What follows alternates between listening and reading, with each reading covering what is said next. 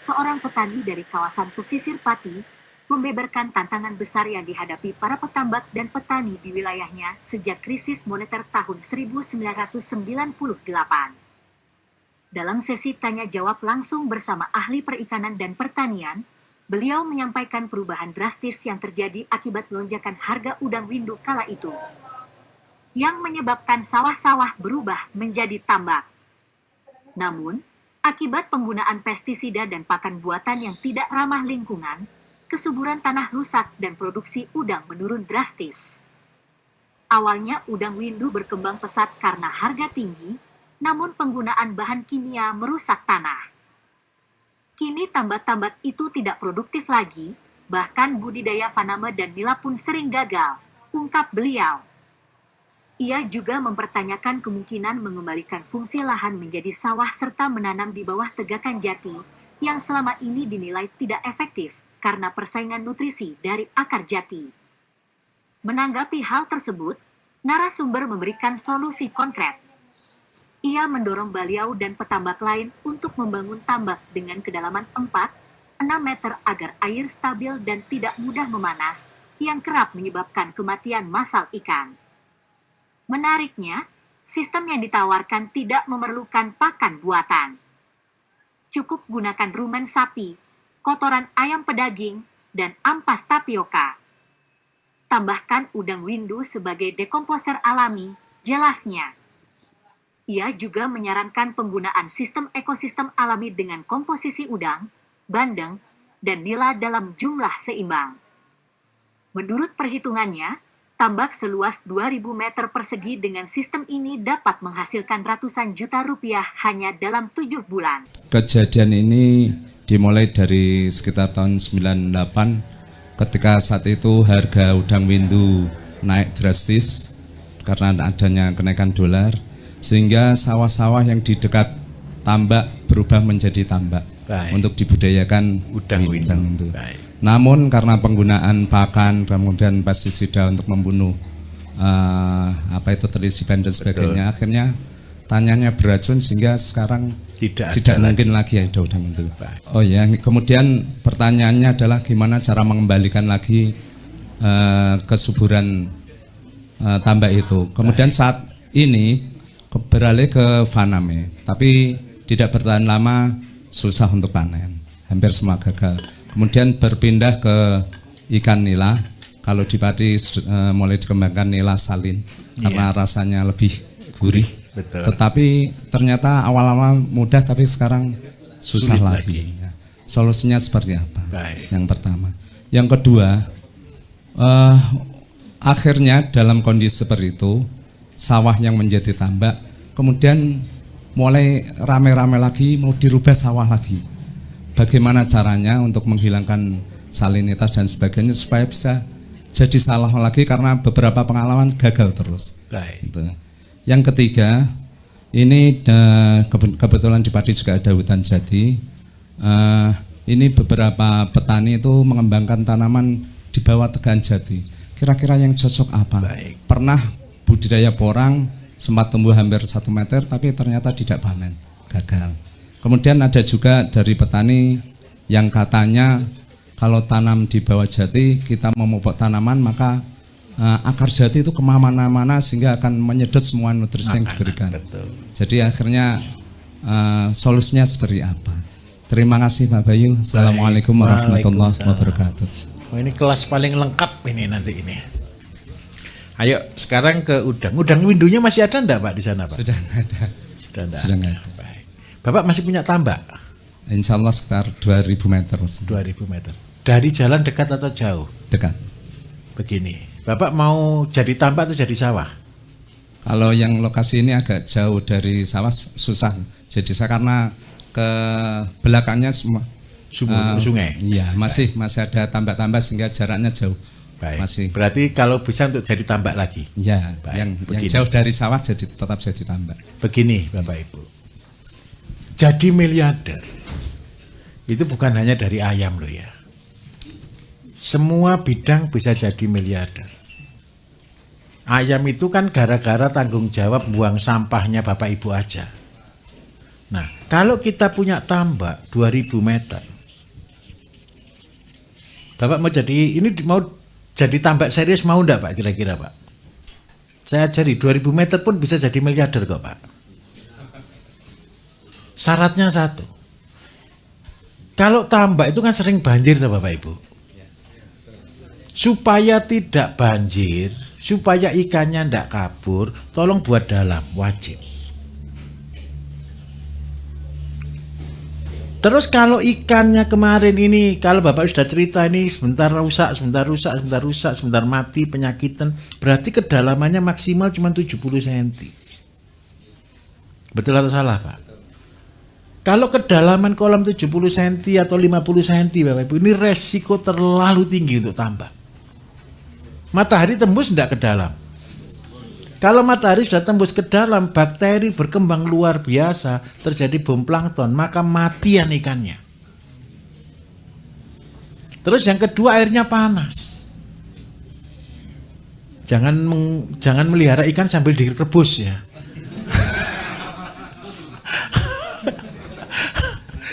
Nanti mati berlahan maksud saya. Tolong Pak, kalau bisa 4 meter sampai 6 meter. Tolong sekali.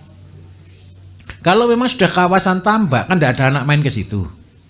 Kan aman. Tolong gali 6 meter. Tujuan digali 6 meter nomor 1, air stabil. Yang nomor 2, tidak akan banjir. Betul atau tidak? Kalahkan sedikit tidak apa-apa untuk tanggul. Tanggulnya ini tolong Bapak tanami singkong atau talas. Terus yang kedua, konsepnya tetap sama. Di sana semua pakai pakan atau tidak Pak? Pakai pakan. Kalau pakai pakan saya minta tolong. Seandainya Bapak buat tanpa pakan dulu mau enggak? Buktikan ke mereka. Saya pelihara ikan udang faname dan bandeng dan nila tanpa pakan.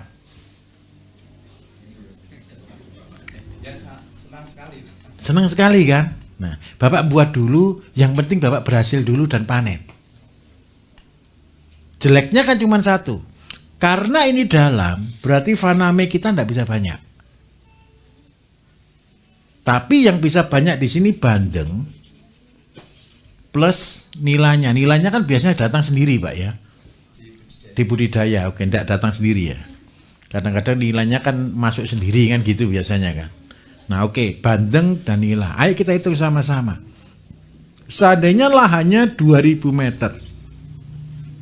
Kita kalikan kedalamannya berapa? 6 meter. Berarti populasi berapa ketemunya? 12.000 meter. 1 meter isi 10 ekor. Berarti ketemu berapa populasi?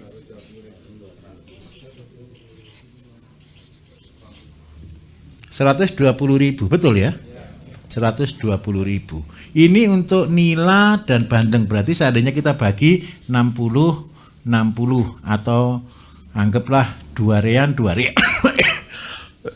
Satu rean itu berapa? 5.000 atau berapa kalau di sana Pak? Nah, sini 10, anggap aja 10 rean. Bapak tolong kasih udang karena udang itu hanya ada di bawah Bapak Ibu sebagai dekomposer. Selama ini udang faname adalah udang yang utama, tapi kalau untuk dalam segini udang faname di sini adalah untuk dekomposer. Sebenarnya kalau masih ada udang windu, saya lebih senang udang windunya Pak. Masih bisa nyari benihnya Pak? Masih bisa ya. Kasih udang windunya sama, enggak perlu banyak. Setiap meter persegi itu kurang lebih ikannya kurang lebih 10 ekor aja. Berarti ada juga 120.000 untuk udangnya sendiri. Tapi saya minta maaf karena ini udang windu Bapak Ibu, kita ikut panennya bandeng dan nila.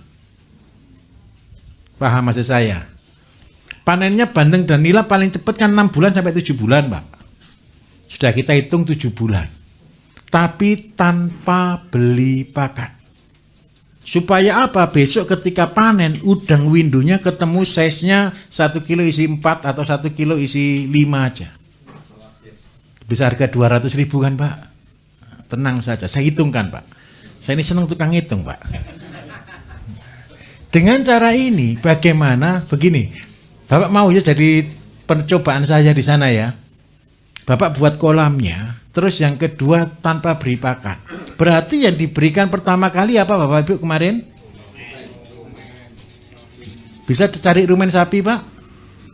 Di tempat pemotongan hewan ya, KKPH itu. Berarti ini kan ada 2000. Satu rumen sama dengan 100 meter. Berarti ada butuh berapa Bapak Ibu? 20 karung. Tolong carikan 20 karung Pak. Terus yang kedua, setiap 100 meter itu satu karung kotoran ayam pedaging. Ini diberikan kotoran ayam pedagingnya setiap bulan, Bapak tinggal memberikan kotoran ayam pedaging aja sudah. Bapak Ibu dengan perlakuan ini saja tanpa beli pakan. Kalau Bapak baik hati, 1 bulan sekali pati di sana banyak enggak Pak? Gamblong. Tapioka banyak ya. Kasih tapioka setiap minggu 20 kilo Pak. Ampasnya 20 kilo setiap minggu. Lakukan ini secara rutin sampai selama 7 bulan. Sudah Pak, buktikan teori saya. Kita pernah panang faname Bapak Ibu 2 bulan tanpa beri makan besarnya sebesar korek api. Nah, yang kedua, supaya ini aman, Bapak cari rumput laut bisa? Tahu rumput laut Pak ya? Yang gracia ya. Bapak tebari di situ 1 atau 10 kilo untuk tumbuh sendiri untuk perlindungan daripada si nenernya udang sampai dia umur 1 bulan dan dia akan jadi makanannya bandeng. Itu adalah ekosistem yang ada di dalam tambak, Bapak Ibu.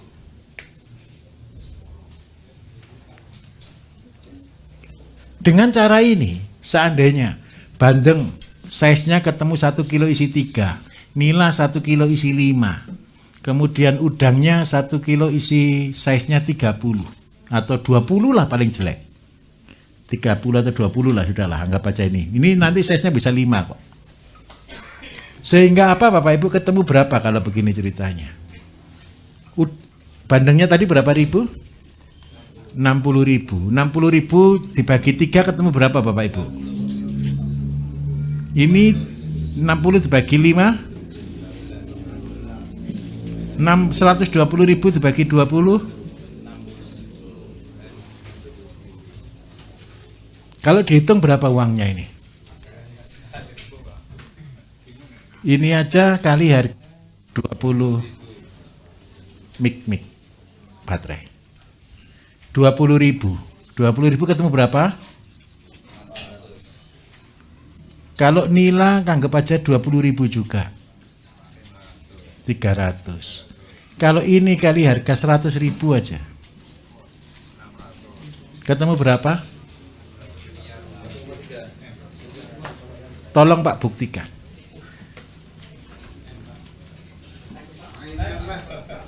Supaya apa? Begini loh Bapak Ibu.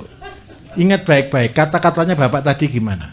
Banyak orang dulu pelihara udang galah, betul ya? Udang windu. Terus habis gitu diberi pakan yang banyak, betul kan? Akhirnya yang terjadi apa? Lahannya rusak. Ganti faname, lahannya rusak. Dan semua rusak karena apa? Kimia yang kita berikan. Cara untuk membalik fakta hanya satu. Sudah saya pelihara dengan cara paling bodoh sedunia. Ini kan cara paling bodoh sedunia.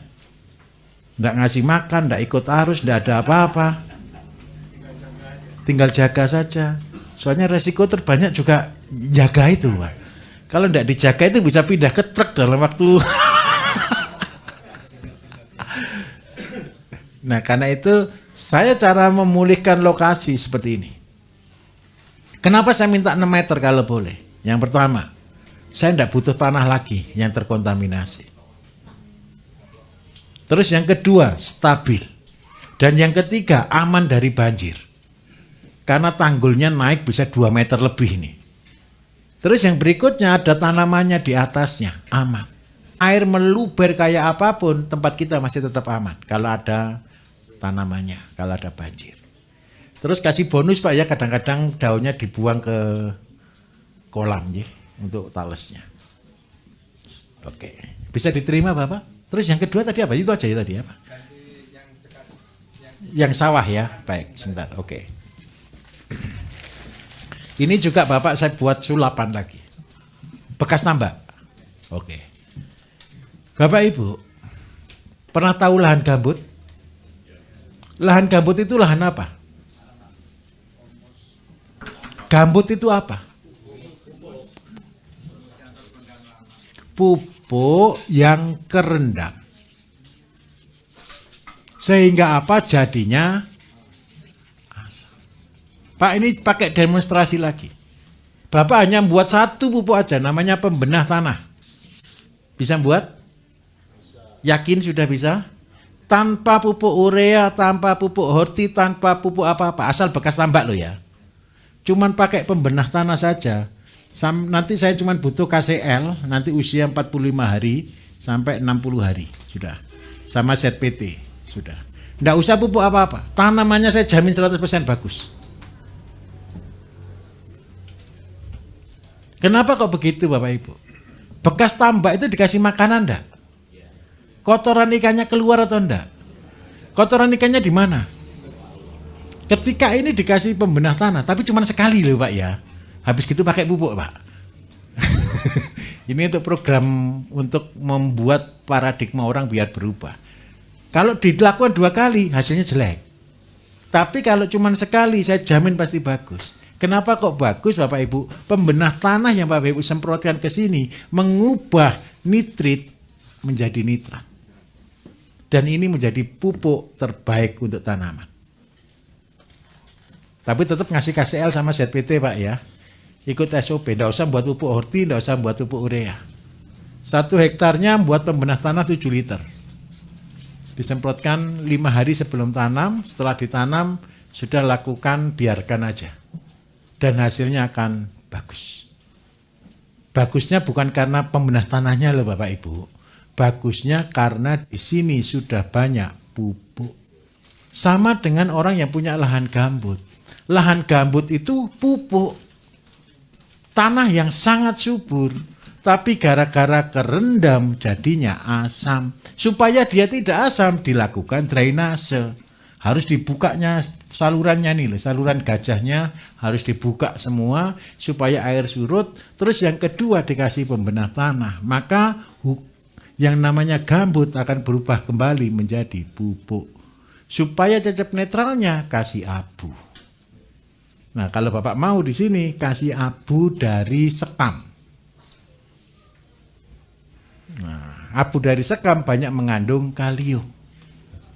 Tolong Pak ya dibuat seperti ini, tidak usah pupuk dulu. Terus cerita ke orang-orang. Saya habis pelatihan BSM. Katanya Pak Bayu saya cuma pakai ini aja tanpa pupuk hasilnya bagus. Nanti orang-orang akan ikut semua Pak. Bapak siap-siap buat pembenah tanah yang banyak. Tapi cuma sekali loh ya. Setelah itu akan kembali lagi. Harus pakai kompos lagi seperti itu. Bisa diterima Pak? Oke, terima kasih. Mudah-mudahan ini jadi demonstrasi yang hebat.